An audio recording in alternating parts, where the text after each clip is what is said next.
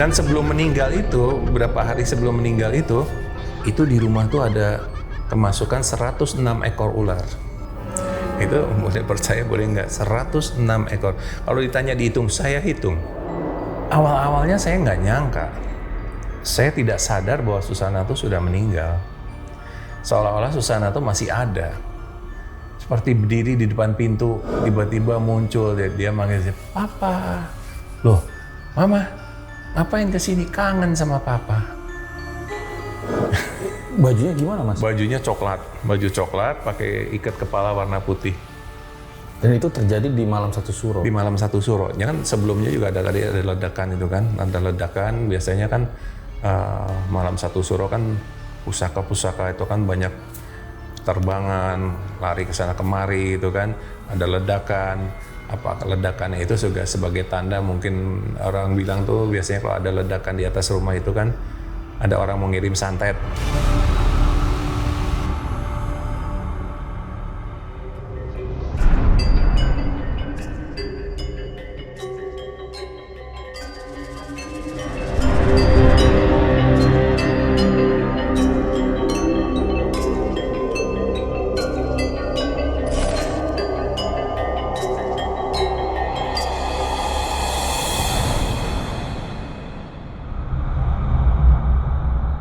Jadi guys, di dunia ini banyak kepercayaan tentang suatu malam yang sakral.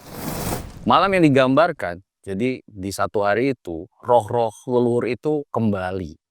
Malam yang digambarkan juga, batas-batas dunia gaib dengan dunia nyata itu ibarat setipis tirai korden. Dan kepercayaan itu udah berlangsung lama ya, jauh sebelum Gen Z lahir. Nah, malam satu suro dipercaya sebagai malam pergantian tahun dalam penanggalan Jawa. Di situ adalah malam yang penuh makna. Bicara tentang malam satu suro, banyak banget kisah-kisah yang beredar di internet. Bahkan juga ada filmnya yang dimainkan oleh Susana, yang dikenal sebagai Ratu Horor Indonesia. Nah, kalau kita bicara perjalanan horor Indonesia, kayaknya nggak afdol ya kalau kita nggak melibatkan Susana. Dan dengar-dengar nih, katanya beliau juga punya pengalaman horor di malam satu suro. Langsung aja kita undang Mas Cliff. Halo Mas Cliff. Halo, iya. Makasih Mas udah mau datang ke RJ5 ya Mas. Terima kasih juga udah diundang. Sebagai seseorang yang kurang lebih 25 tahun menemani perjalanan hidup Susana gitu ya. Iya. Apa hal yang paling gak bisa dilupain Mas? Maksudnya cerita mistisnya ya? Apapun sih tentang Ibu Susana. Kalau kesehariannya ya Ibu Susana tuh sangat manja. Apa-apa tuh percaya sama saya. Segala macam kebutuhan hidupnya dari mulai ujung kaki sampai rambut itu saya yang memenuhi semua. Gitu. Jadi apa ya, introvert lah. Jadi kalau kebutuhan apapun selalu "Pak, tolong ini, Pak, tolong itu." Jadi nanti saya yang memenuhi semua gitu. Oh, jadi Bu Susana tuh introvert ya Pak? Ya, jadi jangan mengharapkan datang ke rumah bisa ketemu dengan Ibu Susana setiap waktu, itu tidak akan pernah bisa. Bahkan tetangga sendiri pun boleh ditanya sangat-sangat sulit untuk ketemu Susana itu. Tapi itu bukan dalam artian misalnya tidak mau bergaul atau sombong kan, tapi karena memang introvert tadi. Karena itu introvert itu tadi. Jadi sekarang kalau contoh lah, maaf ya, mau beli pakaian dalam seperti mau beli celana dalam, mau beli BH itu yang beli saya. Oh. Saya yang datang ke toko, nanti saya bilang nomor sekian, ukurannya sekian, sampai diketawain sama salesnya itu kan. "Bapak kok beli pakaian dalam perempuan?" kan?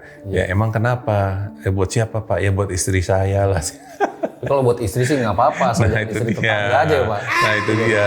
Kadang-kadang mereka kan kok laki belum ada loh Pak.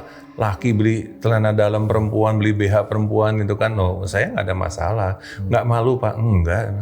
Begitu juga dengan alat-alat make up, keperluan-keperluan syuting, ya itu semua saya yang menyiapkan itu. Iya ya. Untung pada saat itu Mas Kris nggak jawab gini ya, "Enggak kok, ini buat saya Mbak," gitu. Wah, itu lebih horor itu. Lebih horor lagi ya. Orang-orang di luar itu banyak yang bertanya, Mas Cliff. Ya. Dalam kesehariannya, Susana itu sehoror di film atau enggak? Tergantung sikon. Oke. Jadi kalau hari-hari itu sebenarnya ceria, ya ketawa gitu kan, orang Jawa bilang tuh apa ya, sumeh gitu ya, ceria gitu. Tapi kalau ada hal-hal yang sangat sensitif, marah ya marahnya horor. Jadi ada katakanlah, maaf ya, ini sudah tertata seperti ini, ya. Ini gelas di sini, gelas ini nih. Tiba-tiba nih gelas saya pindah ke sini, itu bisa marah itu. Siapa yang pindahin gelas ke situ? Kenapa dipindah? Aku taruh situ, berani-beraninya dipindah ke situ. Aku maunya di sini. Jangan kamu pindah ke situ. Marah, itu marah betul itu. Apa yang sudah dilakukan, apa yang dimau itu sama almarhum itu, jangan dirubah. Intinya seperti itu. Jadi tegas di momen-momen tertentu. Iya. Gitu. Oke. Dan saya juga sering mendengar bahwa ketika bermain sebuah film, Susana itu biasanya melakukan ritual-ritual. Gitu. Ya. Apa bisa dijelaskan secara detail gitu? Ya. Tapi jangan dijawab dulu, Pak Cliff, ya. Karena itu nanti akan kita bahas di belakang. Makanya para Lang dan Erjel Satset, tonton video ini sampai habis karena kita bener-bener mau banyak banget ya yang pengen ditanya tentang Susana ini, karena memang tadi beliau itu salah satu legenda horor di Indonesia begitu, Yeah. Pak Cliff. Sihir Pelakor, film kedua dari RJ5, tayang serentak di bioskop 31 Juli 2025.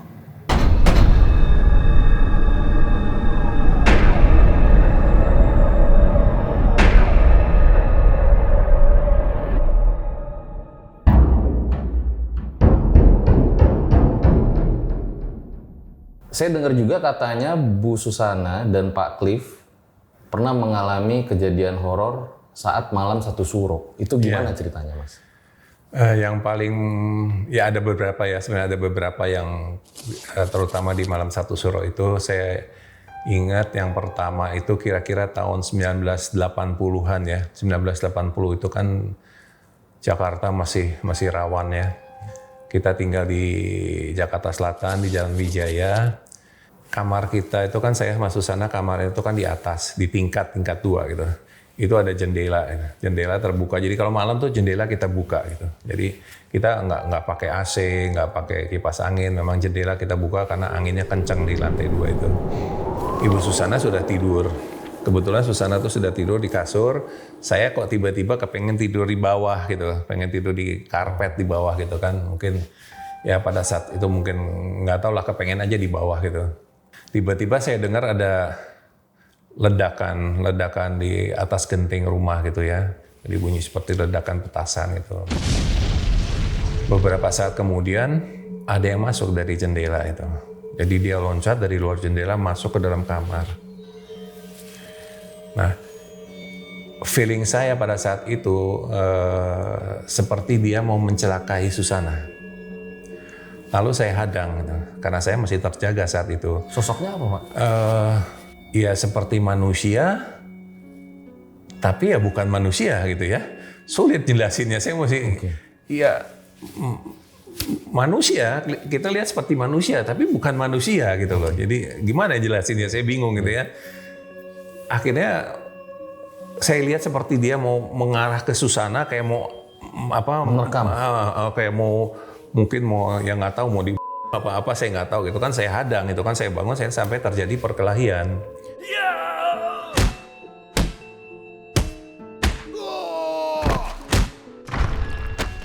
Jadi saya berkelahi dengan orang itu, pukul-pukulan, banting-bantingan, guling-gulingan gitu kan, sampai endingnya itu si orang itu bisa saya pegang itu, saya lempar buang ke jendela gitu. Sampai keluar seperti itu.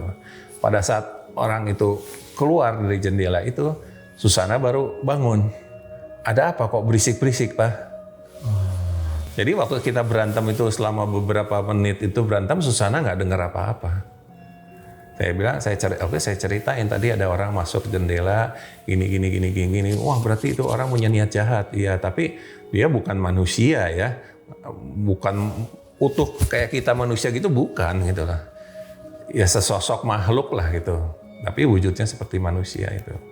Dan itu terjadi di malam satu suro. Di malam satu suro. Ya kan sebelumnya juga ada ledakan itu kan, ada ledakan biasanya kan malam satu suro kan apa ya? Pusaka itu kan banyak terbangan, lari ke sana kemari itu kan, ada ledakan.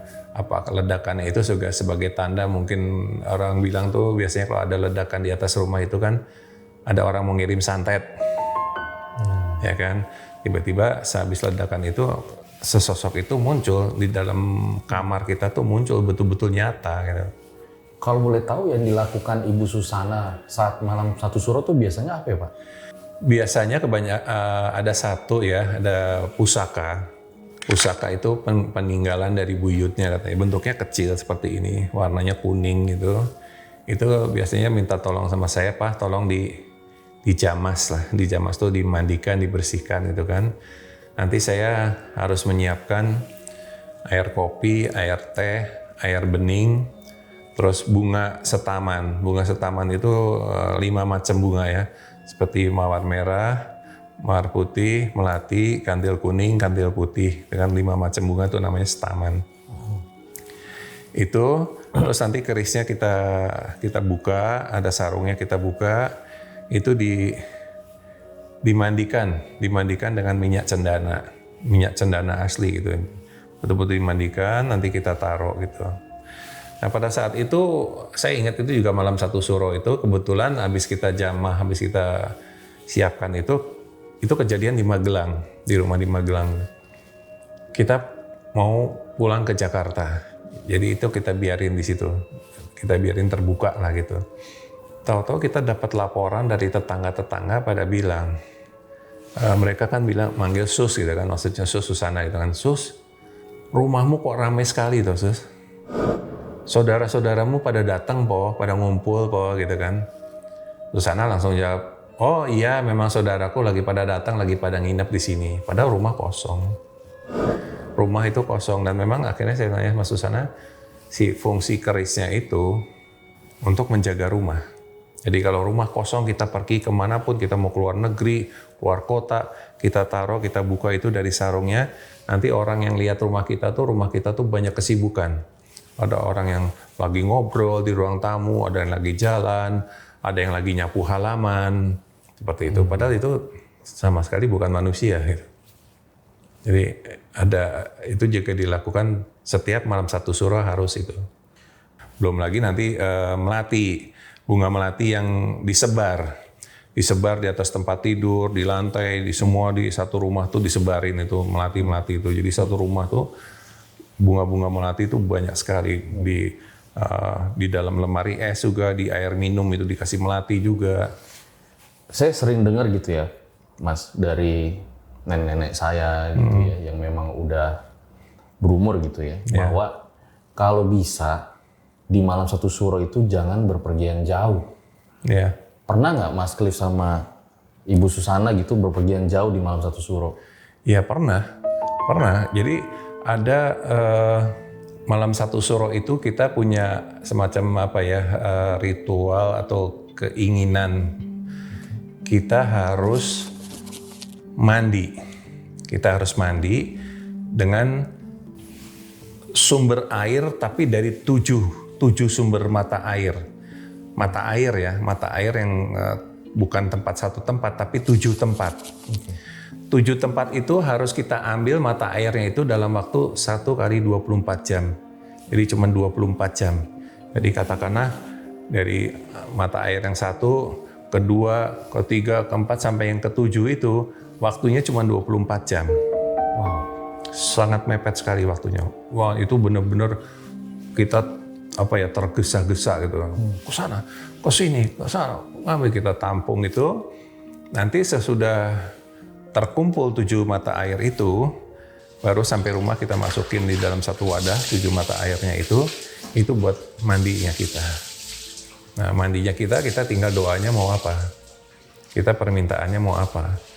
yang kita kepengen apa pada saat itu. Dan itu bukan cuma mandi mata air saja. Pada saat kita mau ngambil mata air itu juga kita dalam kondisi berpuasa.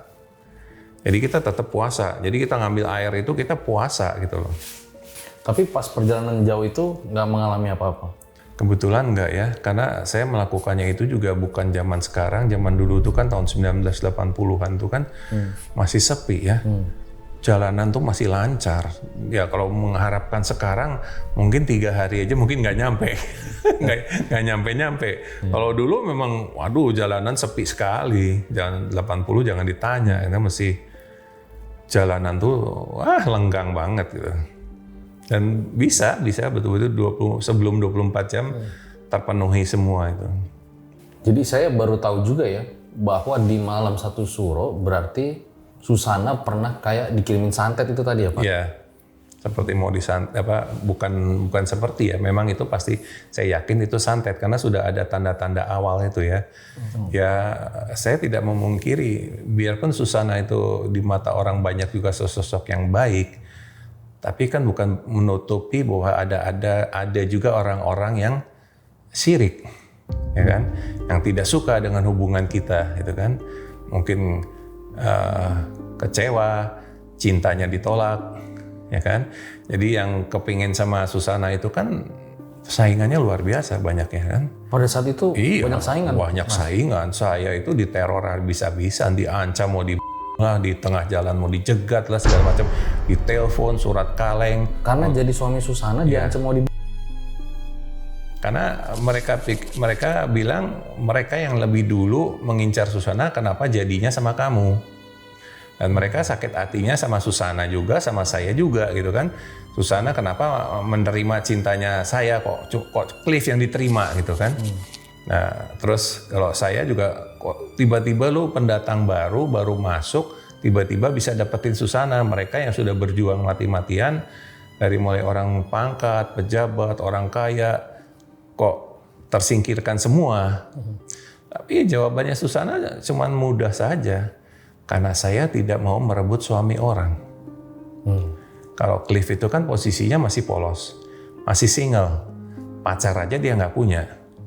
Jadi kalau saya berpacaran sama Cliff, nggak akan ada masalah kasarannya, nanti ada pacarnya yang iri lah, yang tersinggung. Nggak, karena memang Cliff tidak punya pacar gitu loh, tidak punya ya nggak punya cewek lah gitu orang. Jadi itu yang dipilih Mas Susana. Dia tidak mau suatu hari bermasalah dengan istri orang, ya kan, karena suaminya direbut apa itu dia nggak mau. Kalau boleh tahu saat itu Pak, diancam itu seperti apa? Ya itu, ada surat kaleng, ada telepon, mengatasnamakan nama seorang pejabat, namanya dia sebutin, saya si A, kamu tahu siapa saya, hari ini juga kamu angkat kaki dari rumahnya situ, jangan kembali lagi. Kalau sampai kamu kembali lagi, saya incer kamu keluar rumah, saya kamu, saya habisin kamu. Jangan coba-coba dengan saya. Kamu tahu kan siapa saya? Ya saya tahu siapa dia. Namanya terkenal, orang berpangkat seperti itu. Nanti ada surat kaleng juga, surat kaleng. Kamu tahu kita berapa lama mengharapkan Susana gitu kan. Tiba-tiba Susana kok jadi sama kamu. Saya sakit hati sekali. Hati-hati kamu di jalan. Waspada aja terjadi apa-apa sama kamu. Seperti itu. Dan ada juga yang secara nyata. Dia datang itu di depan orang banyak itu, nanti dia bawa celurit. Dia acungin. Lu pergi nggak ninggalin Susana? Kalau nggak gue tebas lu. Seperti itu ya berarti Pak, ya, perjuangannya saya menikah saat itu ya? Ya. Sangat-sangat berat, jadi nyawa taruhannya dulu. Luar biasa nih, baru dengar pertama kali nih, Iya. Mas Cliff. Dan juga katanya ada kisah ya, 40 hari sebelum Susana meninggal ya Mas Cliff. Iya. Kisah apa itu Mas? Sebelum 40 hari itu kan, jadi sebetulnya 2 tahun sebelum Susana meninggal itu, Susana seperti sudah tahu mau meninggal. Dari 2 tahun? 2 tahun. Minta dibuatkan makam. Makamnya Dia minta kertas HVS 2 lembar sama bolpen, dia gambar, tolong buatin makam seperti ini, kamu panggil tukang kuburan, batunya seperti ini seperti ini, di atasnya ada keramik ini, ada tulisan ini, kelilingnya ini, itu digambar semua seperti itu. Dalamnya nanti seperti ini, dibikin 3 tingkat. 3 tingkat buat apa? Jadi kuburan anaknya itu yang di Bogor, anaknya pertama Susana yang laki itu, minta ditaruh di situ. Susana paling bawah, terus anaknya, terus kakaknya. Tapi menurut orang-orang pintar itu sesepuh-sepuh sana tidak boleh. Tetap yang namanya seorang ibu itu harus di atas. Terus rencana mau dibikin anaknya, kakaknya, baru Susana. Itu juga akhirnya nggak setuju. Akhirnya dibikin kakaknya Susana sama anaknya itu di bawah, jejer, baru Susana di atas. Nah itu dibikin knockdown, jadi bisa dibongkar pasang. Dipindahlah kuburan dari Bogor itu 2 tahun sebelum Susana meninggal. Taruh di bawah itu makam anaknya, kakaknya, ditutup sama knockdown paving cor gitu, cor beton itu. Yang atasnya nanti buat Susana, di atasnya dikasih cor beton lagi, tapi bisa dibuka. Nah itu sudah dipersiapkan, tulisannya juga sudah dipersiapkan. Dan pada saat itu heboh juga itu, sampai infotainment apa segala macam yang mengatakan bahwa Susana sudah meninggal. Ya kan, saya dikejar-kejar, Susana sudah meninggal. Saya bilang tidak, Susana masih sehat. Kenapa bikin ini, kan nggak boleh gini-gini loh. Ya urusannya Susana lah, Susana mempersiapkan karena Susana tidak mau repot, tidak mau ngerepotin orang. Begitu Susana meninggal tuh semua sudah tersedia gitu kan. Siapin bajunya, siapin alat makeupnya semua, nanti saya pakai ini kalau meninggal saya seperti ini. Nanti kalau saya meninggal mau dimandikan sama air teh, ya kan? Tidak boleh ada satu orang pun yang melihat jenazah saya, kecuali orang-orang yang ditunjuk. Seperti untuk visum, kan ada visumnya juga dari Polresta Magelang, dari Rumah Sakit Harapan Magelang, yang menyatakan memang Susana itu meninggalnya wajar. Orang kan suka mempertanyakan kenapa meninggalnya itu kok disembunyikan, orang-orang lain tidak boleh lihat, kok cepat-cepat seperti ada sesuatu yang tidak beres gitu kan. Ya maaf, ada yang bilang saya ngeracun, minum susunya dikasih racun supaya Susana meninggal. Ada yang bilang dibekap sama bantal, ada yang bilang dicekek, macam-macam lah fitnah ke saya itu seperti itu. Tapi saya tidak tanggapi karena saya punya bukti kuat. Saya punya visum dari dokter rumah sakit, saya punya visum dari Polresta Magelang yang menyatakan memang Susana pada saat itu meninggal karena sakit diabetes, seperti itu. Dan saya punya surat wasiatnya. Saya punya surat wasiat, memang Susana kalau meninggal mau dimakamkan seperti itu, tidak mau dipertontonkan, harus cepat, itu ada surat wasiatnya. Dan yang boleh ngurusin semua itu cuman saya. Jadi hanya suami saya, Cliff Andrew Natalia atau Cliff Sangra. Tidak ada orang lain yang boleh mengurus jenazah saya, memandikan saya, mau anak kandung, mau saudara, mau kakak, mau ini, tidak ada yang boleh ada itu surat wasiatnya itu, seperti itu. Dan sebelum meninggal itu, beberapa hari sebelum meninggal itu di rumah tuh ada kemasukan 106 ekor ular. Itu boleh percaya boleh nggak, 106 ekor. Kalau ditanya dihitung, saya hitung. Ular apa Pak? Macam-macam, segala macam ular. Dari mulai ular beling, ular kobra, ular hijau, ular apa, itu 106. Ada 106. Itu saya satu-satu dan saya hitung ada 106 jumlahnya. Mas Cliff? Iya, saya semua. Masuk ke dalam rumah, masa mau saya piara? Tapi satu-satu maksudnya? Ada yang 1, ada yang 4, ada yang 6, ada yang 3, ada yang 2 gitu lah. Jadi masuknya di mana-mana, ada yang di kamar mandi, ada yang di dapur, ada yang di bawah pintu gitu kan, di segala macam tempat. Dan jumlahnya 106 dan saya musnahkan semua itu. Sebelum itu beberapa hari sebelum meninggal itu. Saya dengar juga ada kejadian horor lainnya ya, 100 hari sebelum Susana meninggal ya Pak? Oh, ada juga yang sebelum meninggal itu, yang di dalam kamar itu ada yang Susana kayak marah, ada sesuatu yang datang gitu kan. Ada sesuatu yang datang berterbangan gitu, dia panik itu, mukanya panik. kalau menurut saya, maaf ya, bukan saya sok tahu, seperti tahu udah saatnya mau dipanggil hari itu. Tapi saya bilang sama Tuhan, Tuhan tolonglah kasihani, jangan sekarang, sepertinya Susana ini belum siap. Kasih waktu lah, saya bilang itu. Nah, akhirnya hilang itu, yang muter-muter itu di atas itu, sosok-sosok itu muter, hilang. Baru Susana tenang, dia diam gitu, udah pergi, udah pergi, udah tenang aja, tidur aja lagi.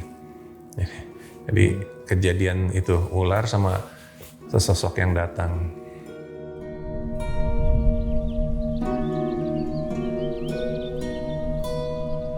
Berarti setelah Ibu Susana meninggal ya Mas Cliff langsung kuburkan gitu ya? Iya. Sesuai dengan wasiat yang ditanya. Iya, betul. Jadi tetap ada yang saya panggil ya, ketua RT, RW, terus polisi, dokter, sama Romo, ketua lingkungan. Itu jadi mereka melihat gitu. Memang di surat wasiatnya itu kan Susana mengizinkan itu gitu. Jadi cuman orang-orang itu yang melihat gitu. Dan mereka menyaksikan semua memang meninggalnya Susana itu wajar. Dan saya punya bukti surat dari Polresta Magelang sama dari Rumah Sakit Harapan Magelang itu memang wajar. Jadi tidak ada rekayasa yang mereka memfitnah saya. Susana itu tidak ada itu. Justru dari kisah-kisah yang berkembang, setelah Ibu Susana meninggal, katanya Mas Cliff sering didatengin. Iya, memang awal-awalnya itu kan waktu baru meninggal beberapa hari itu kan sering didatengin gitu kan, ya kangen gitu kan. Ada beberapa hal yang harus yang harus saya lakukan, ada permintaan yang saya harus melakukan itu gitu kan, ada permintaan seperti itu.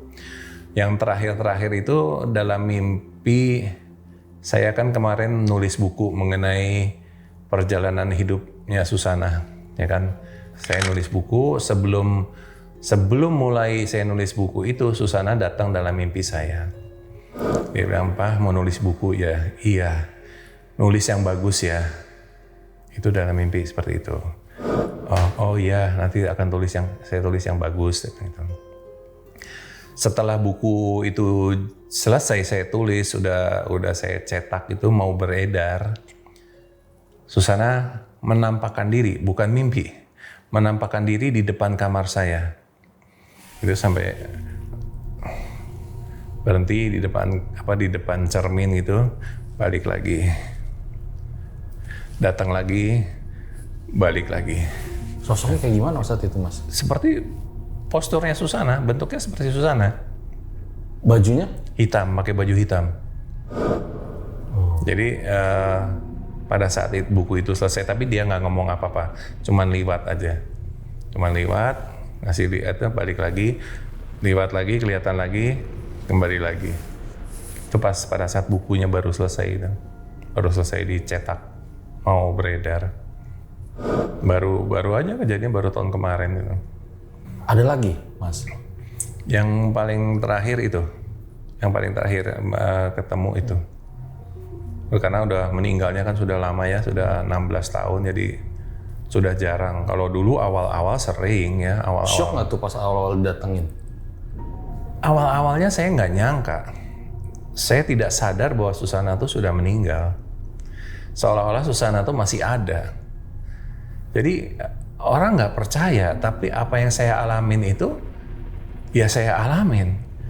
Seperti berdiri di depan pintu, tiba-tiba muncul, dia manggil saya, "Papa." "Loh, Mama, ngapain kesini? Kangen sama Papa."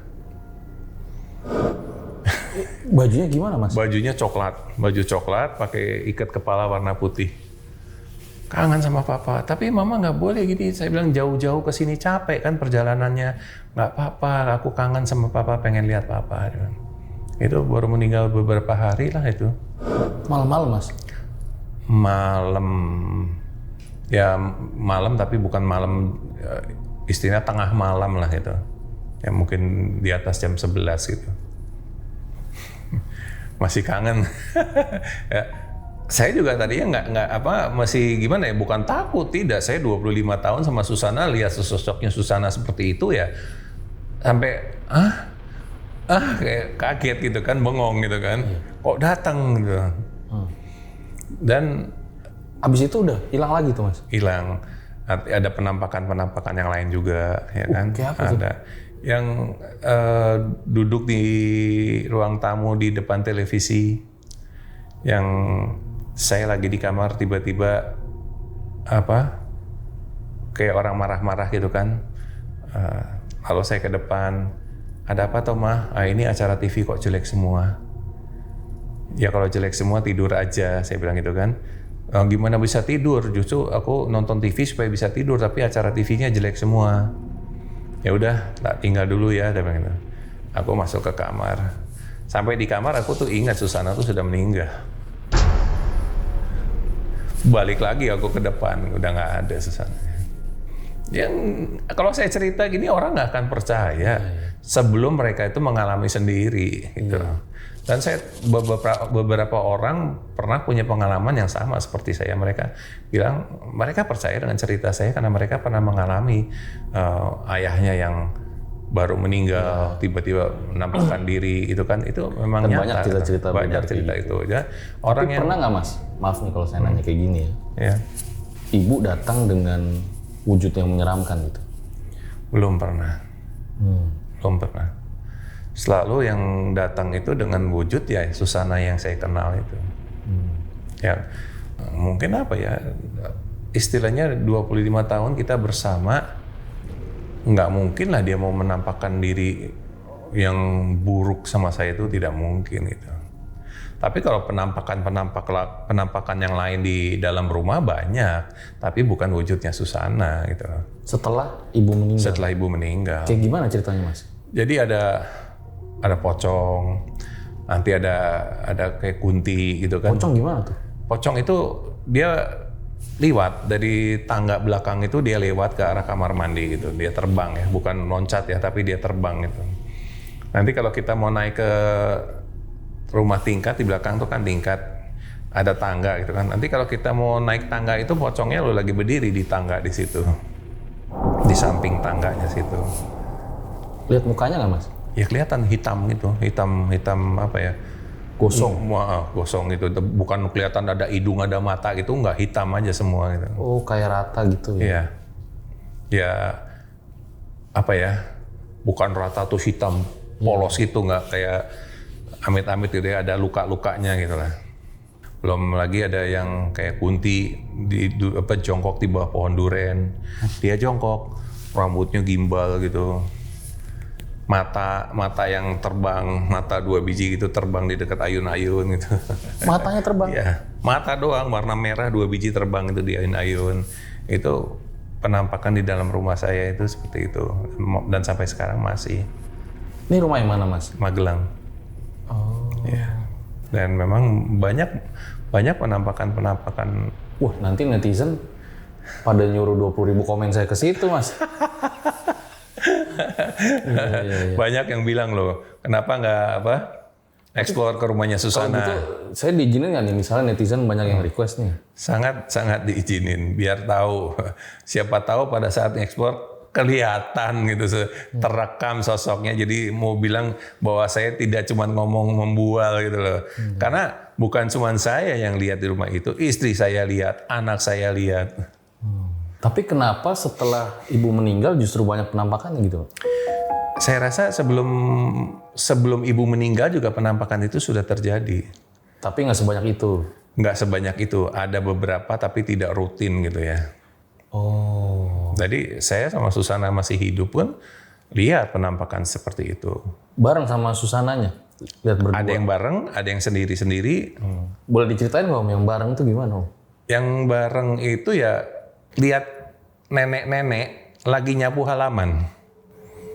Saya siapa sih nyapu malam-malam gitu kan? Malam-malam bukan malam, subuh gitu ya, subuh. Kita keluar gitu kan, kita curiga siapa sih nyapu gitu. Kita lihat sesosok nenek-nenek lagi nyapu. Terus gimana tuh? Ya kita diem aja mau ngapain. Masa mau hus gitu kan, enggak. Ya gitu deh, ngapain gitu. Kok nyapu malam-malam, biarin aja. Ya, paling gitu, dibiarin aja. Sosok neneknya gimana Mas, ingat nggak Mas? Kayak manusia, nenek-nenek udah tua, rambutnya putih gitu, pakai baju apa ya? Pakai baju kebaya gitu, kayak nenek-nenek orang Jawa gimana sih?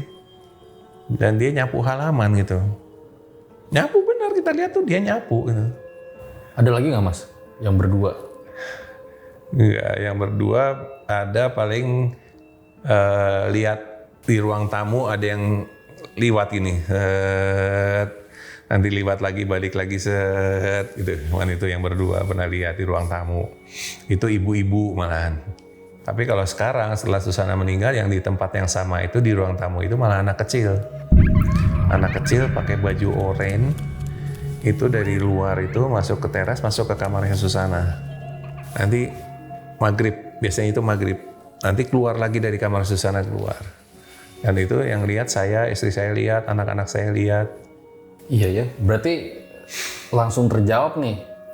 Tadi pertanyaan saya sama Mas Cliff ya, bahwa isu-isu yang beredar katanya justru Mas Cliff didatangi tanda kutip gitu ya oleh Susana setelah meninggal, ternyata banyak kejadian. Banyak kejadiannya. Yang paling nggak bisa dilupain yang mana Mas? Yang paling nggak bisa dilupain itu, yang waktu di depan pintu kamar itu yang bilang kangen sama saya itu. Mukanya bahagia banget itu. Ceria, seneng, happy gitu loh. Jadi itu yang keinget terus sama yang di ruang TV itu tadi. Pernah nggak dialamin sama selain Mas Cliff ya, tapi yang tinggal di rumah ngeliat Bu Susana gitu? Pernah, istri saya. Istri saya pernah lihat di kamar lagi nyapu, lagi ngepel gitu kan, Yang lagi ngepel siapa? Istri saya. Oke. Lagi ngepel kamarnya Susana gitu kan. Nanti Susananya berdiri apa duduk ya saya lupa. Pokoknya lagi di kamarnya berdiri di ujung kamar gitu loh. Lagi ngeliatin istri saya lagi bersihin kamar. Karena sampai sekarang kamarnya itu tidak saya rubah loh. Kamarnya Susana tuh bentuk aslinya masih seperti itu. Tempat tidurnya, tempat meninggalnya Susana di pangkuannya saya, di pelukannya saya, di kasurnya situ ya masih di situ. Kasurnya masih di situ. Tempat duduknya Susana sering berdoa ya di situ. Lemarinya di situ, pakaiannya di situ. Alat-alat makeupnya masih di situ. Semua masih original. Waktu Susana masih hidup ya seperti itu. Sampai sekarang saya pertahankan masih seperti itu.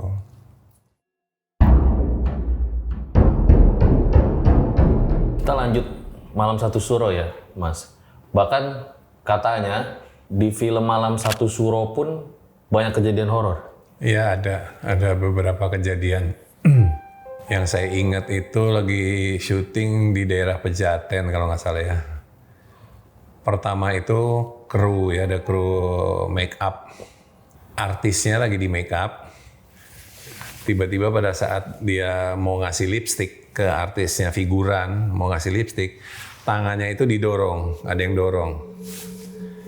Jadi si artis yang lagi di make up itu pipinya kegores sama lipstick.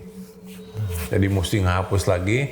Dia bilang, lu jangan dorong tangan, gua nggak dorong. Lah siapa yang dorong, nggak tahu, ada yang dorong tangan gua. Kecoret seperti itu. Begitu si artisnya itu, si figurannya itu keluar udah untuk tempat syuting, si make up-nya itu kan, si kru make up-nya itu masih di situ kan. Dia lagi ngomong apa, mungkin marah-marah gitu, ditampar. Jadi pipinya tuh ditampar itu. Tak gitu. Kaget ya, nggak ada orang, siapa yang nampar gua gitu. Dia langsung keluar dari tendanya itu, dia ngomong sama kita gitu kan, ditampar tadi di dalam tenda sama siapa nggak tahu, ada yang nampar, dia bilang.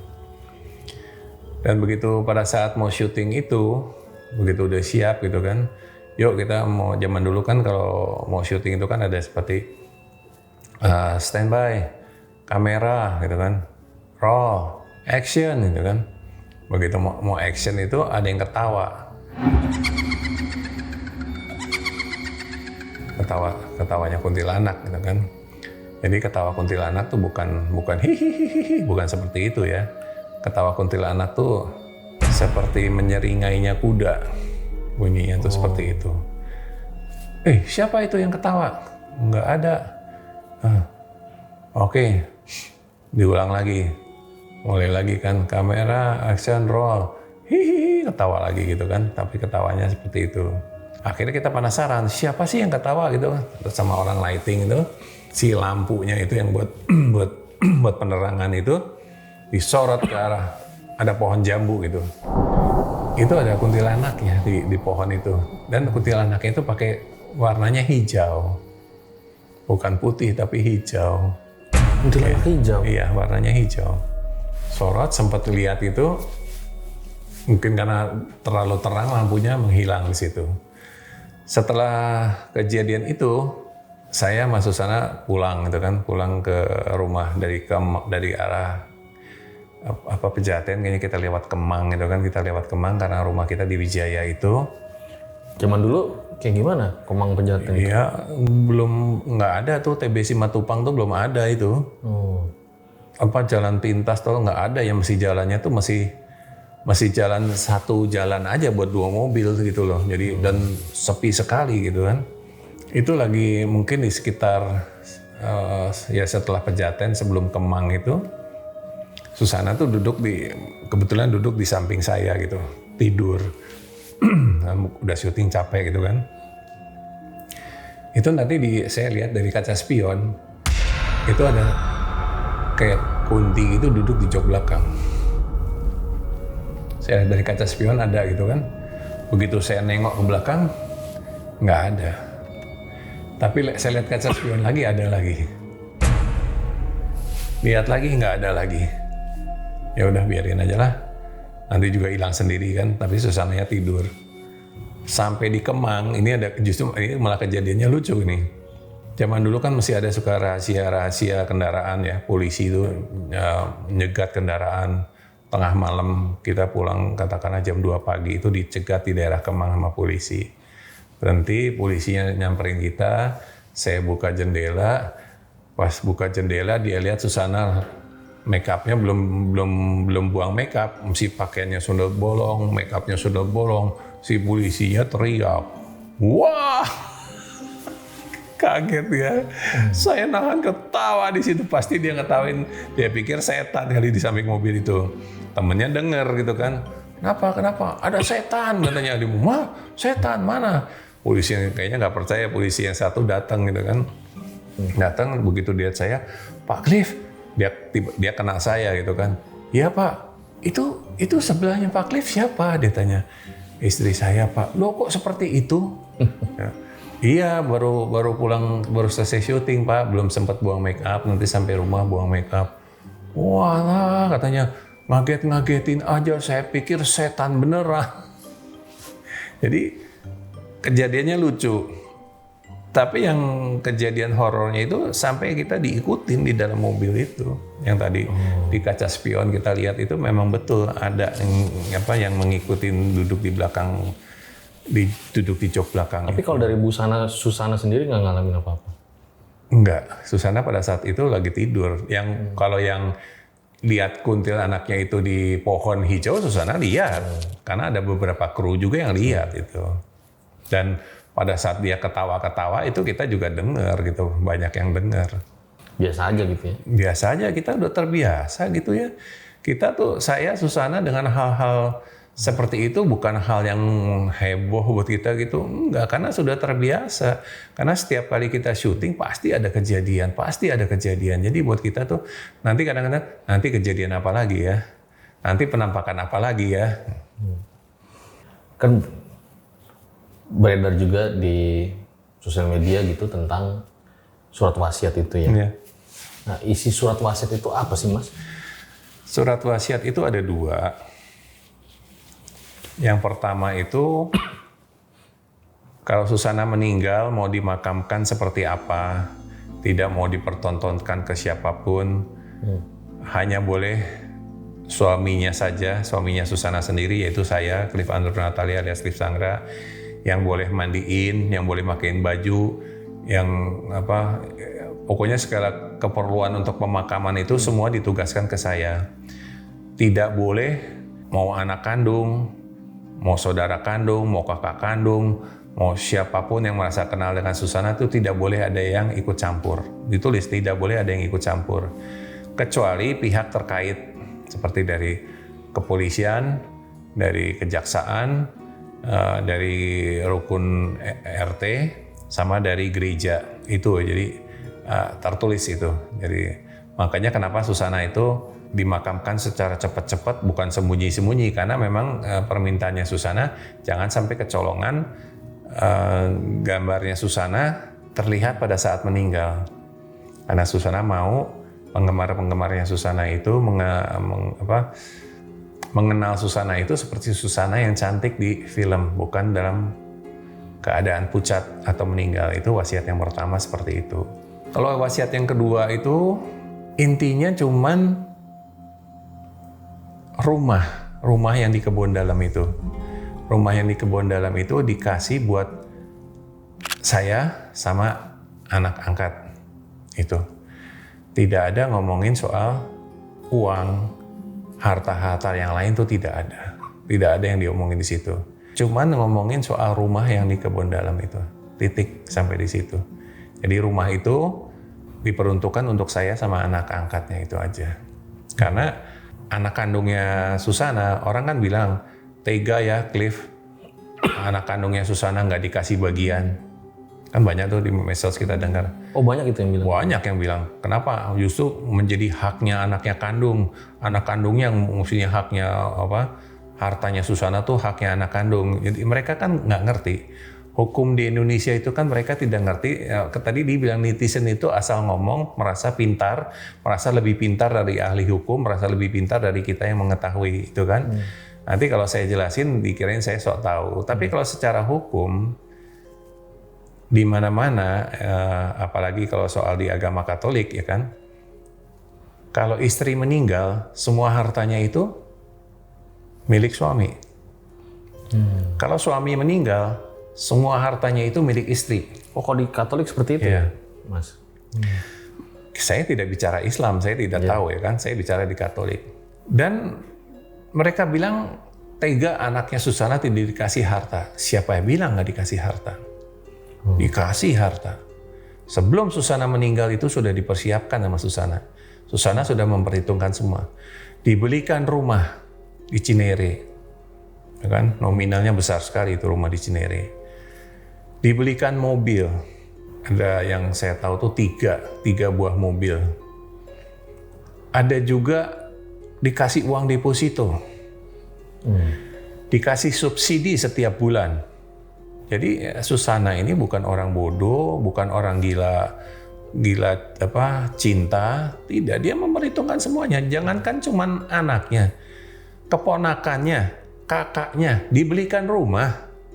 Keponakannya itu dibelikan rumah di Bogor. Kakaknya dibelikan rumah di Magelang. Anaknya, apalagi anaknya. Jadi banyak memikirkan orang lain juga ya? Iya, makanya tadi dari awal saya bilang kan, hartanya Susana tuh banyak habis justru untuk orang-orang lain, untuk keluarga dan orang lain. Iya. Nah, untuk bantu orang lain juga. Jadi nggak ada ya istilah anaknya Susana itu tidak dapat warisan, tidak dapat hak, itu dapat, sangat-sangat dapat gitu kan. Tapi mungkin saya nggak ingin terlalu jauh ke sana, Mas Cliff. Apa sih yang dikangenin seorang Mas Cliff dari Ibu Susana? Kalau mungkin awal-awalnya dulu ya, sulit ya melupakan. 1 tahun saya itu seperti depresi ya. 1 tahun tuh saya depresi karena biasa 25 tahun bersama, ketawanya, manjanya seperti itu ya. Tapi setelah 1 tahun lewat, apalagi dengan amanahnya Susana, saya disuruh menikah lagi. Saya menikah lagi, kemudian saya punya anak dengan istri yang baru ini, punya anak 2, juga anak yang cakep-cakep, pinter-pinter gitu kan. Fokus saya udah nggak ke sana. Jadi fokus saya adalah ke keluarga yang baru ini. Berarti sempat depresi, Mas? 1 tahun. Wow. 1 tahun saya depresi. Depresinya seperti apa? Iya, karena tekanan itu, pertama karena saya ditinggal Susana, siapa yang bisa belain saya pada saat itu selain Susana? Saya digosipin, difitnah segala macam, nggak ada yang bisa bantu saya. Saya berdiri sendiri, siapa yang nolongin saya saat itu? Saya dihujat, ngerampok hartanya Susana, anaknya tidak dikasih ini, wah Susana di apa segala macam gitu, diracun, dicekek, dibekep. Itu kan semua fitnah-fitnah yang saya terima itu. 1 tahun tuh saya depresi gitu. Sampai akhirnya saya ketemu istri saya yang sekarang itu, kita menikah, kita punya anak ya. hilang lah depresi itu. Jadi yang sekarang kan kita tinggal bahagia dengan hidup yang sekarang ini. Tanpa saya melupakan Susana, tidak. Saya tetap, makamnya Susana tetap saya rawat. Saya bayar orang untuk merawat makamnya Susana. Tetap nggak saya lupain. Baik Mas Cliff. Terus juga banyak beredar katanya rumah Susana horor gitu yang sekarang. Ini rumah yang mana Mas? Kebun Dalam, yang di Magelang. Oh. Ya. Berarti yang masih ditempatin? Ditempatin saya sama keluarga saya yang baru ini sekarang. Ya, sampai tadi itu kejadian masih ada ya? Ya, saya juga ya kalau boleh saya cuma sedikit menyampaikan lah di sini. Kasihan istri saya. Sering diomongin beberapa netizen mungkin yang iri dengan kita. Kalau lihat podcast atau apa saya gitu kan. Oh, Cliff Sangra setelah Susana meninggal kawin dengan pembantu, itu kan saya suka sedih itu, kasihan istri saya. Istri saya itu kan orang baik, dia tidak tahu apa-apa, dia tidak pernah berbuat jahat dengan kalian, maksudnya kalian yang suka ngomongin jelek itu kan, kenapa mesti istri saya yang selalu disakitin hatinya? Istri saya itu bukan seorang pembantu. Saya menikah dengan istri saya juga atas amanah dari Susana. Sebelum meninggal kan Susana bilang amanah yang kedua supaya saya menikah lagi. Dan saya menikah dengan wanita baik-baik, seorang pekerja, jabatannya itu BA ya. BA itu Beauty Advisor, penasehat kecantikan. Bukan seorang pembantu. Sering saya klarifikasi. Beberapa netizen kan masih suka ngomongin itu, tolong kalau mau nyakitin hati saya, kamu mau jelek-jelekin saya, silahkan. Sampai kamu jungkir balik, jelekin saya, oke. Tapi tolonglah, istri saya itu bukan musuhnya kalian, mereka tidak punya salah apa-apa dengan kalian. Jadi jangan menyakiti hati istri saya gitu. Kasihan juga anak-anak saya tuh. Kalian membuat fitnah yang berdampak, istilahnya apa ya, fitnah jariah gitu kan. Nanti anak-anak saya juga dengar, itu kan kasihan. Padahal ya kan kenyataannya bukan pembantu gitu. Itu aja yang saya minta. Jadi kalau kalian tuh sakit hati dengan saya, udah maki-maki saya aja, nggak usah istri saya, nggak usah anak saya. Iya ya, kadang netizen tuh kadang komen-komen suka lebih tahu dari merasa kita. Lebih pintar dari kita. Padahal nggak ngalamin ya? Iya nggak ngalamin. Ya seperti kematiannya Susana dibilang ini segala macam. Tahu dari mana? Polresta Magelang saja sudah ngeluarin visum. Rumah sakit Magelang juga ngeluarin visum menyatakan meninggalnya memang karena sakit. Kok mereka bisa lebih tahu dari Polresta, dari rumah sakit, dari dokter gitu kan? Dan tidak ada apa-apa di situ kan juga banyak saksi-saksi. Ada yang bilang surat wasiatnya palsu lah segala macam gitu kan. Surat wasiat saya itu tidak palsu, itu tercatat di 2 instansi itu.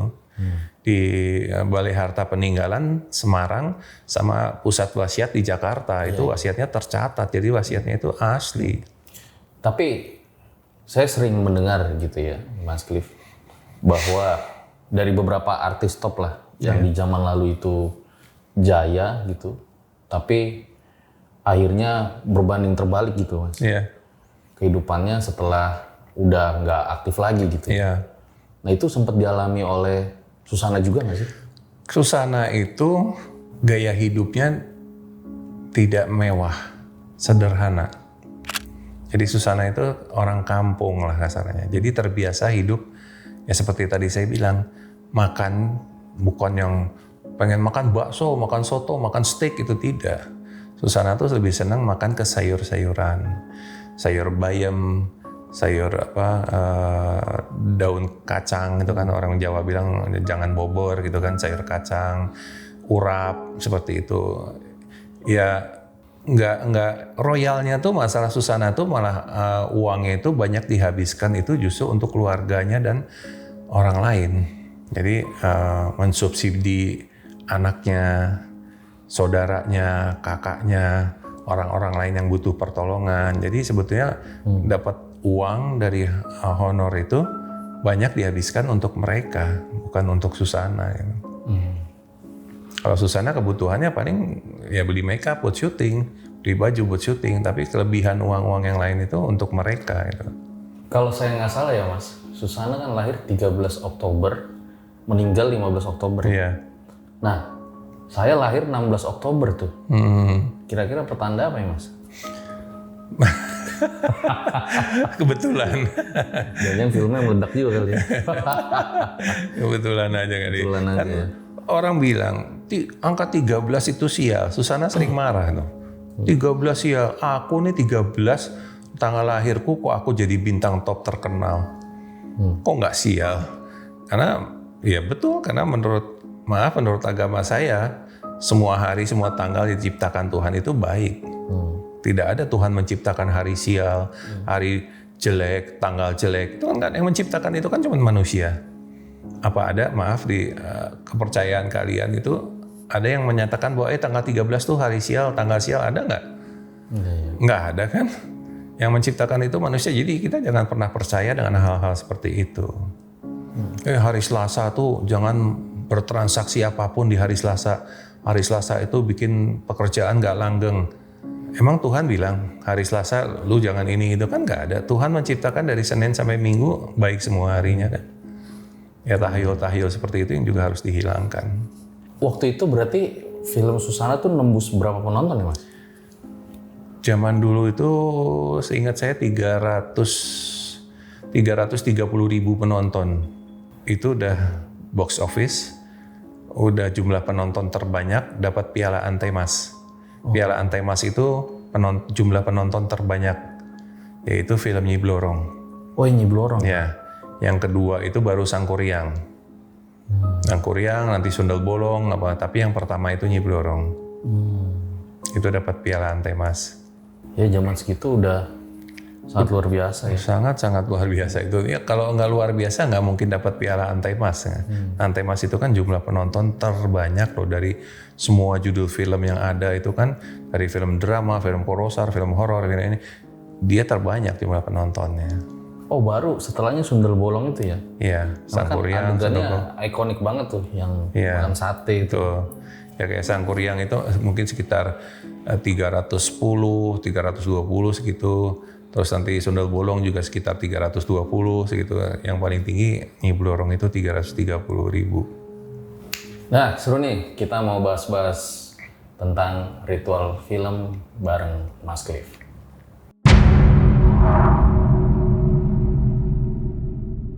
Di part terakhir. Saya lagi berdoa sambil tiduran gitu di kasur gitu. Tiba-tiba dari langit-langit itu turun sesosok makhluk gitu kan, tapi cuman sebatas sampai betis gitu ya, bawahnya nggak kelihatan gitu, pakai baju pakai kain parang barong itu, pakai kebaya warna hijau, pakai mahkota itu turun dan sangat cantik. Itu dia turun, diri di depan saya, kayak ngambang itu kan. Ya, dia senyum sama saya, dia mendekati saya, dia cium saya. Dicium? Iya, dicium, bibir saya dicium. Katanya, ini di luar sana ya Pak, saya nggak tahu kebenarannya. Bu Susana itu bisa menghilang, itu bener apa enggak? Bukan menghilang ya, Susana itu punya saudara kembar. Jadi kalau orang Jawa bilang itu kan, setiap manusia itu kan punya saudara kembarnya. Kakang, kawah, adi, ari, sedulur, papat, limo, pancer itu kan. Jadi setiap manusia itu punya saudara kembarnya. Susana ada di luar negeri, katakanlah lagi ke Singapura, atau lagi ke Hong Kong, atau lagi kemana. Nanti Susana tuh ada di rumah juga.